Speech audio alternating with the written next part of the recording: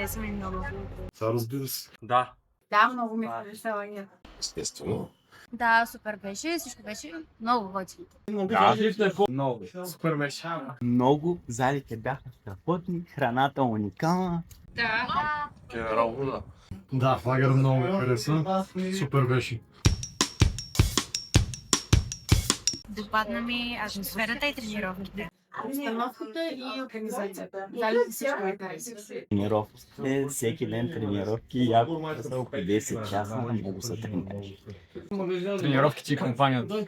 Забавленията, емоциите, хората. Общо взето целия игра. Но това, че се запознах с нови хора и че бяха готини. Всички не е имало проблеми с них. Ами най-много ми нападнаха разнообразните тренировки, които бяхте подготвили и чудесната спортна база. Имаше за всеки по нещо. Като цяло това, което се включва в тренировките. Сега ни беше лошо. Това, че имаше различни тренировки и човек може да пробва различни стилове. И да срещне хора. Не е познавал.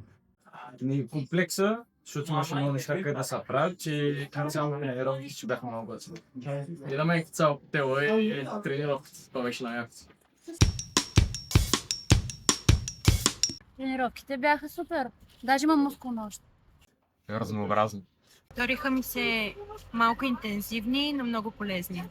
Трудни, но забавни. Окей. Добре организирани и всичко беше наред, забавни бяха и като цяло всичко беше хубаво в тях. Не всички ми харесаха. Но изкеф, че имаше неща, които не мога да направим за... Да, това басейн, например, беше най-яко и... Тренировките ми се сториха идеално, значи аз ги очаквах по-монотонни между другото, но бяхте направили разнообразие. Имаше тренировки във водата, имаше тренировки навънка. Беше много добре подготовката. Тренировките бяха много добре. Имах притеснение, че няма да издържа на дворазови, но обаче се получиха нещата с малко травмички. Всичко е супер. Разбира се. Естествено. Със сигурно. Да, може да. Задължително. Разбира се. Не ми, ако съм свободна, да. Живот е здраве, ако съм тук и всичко е наред, ще дойда. И дори ще го препоръчвам на другите в клуба. До година живота здраве, пак ще се види. Да. Имаш така да се... Разбира се.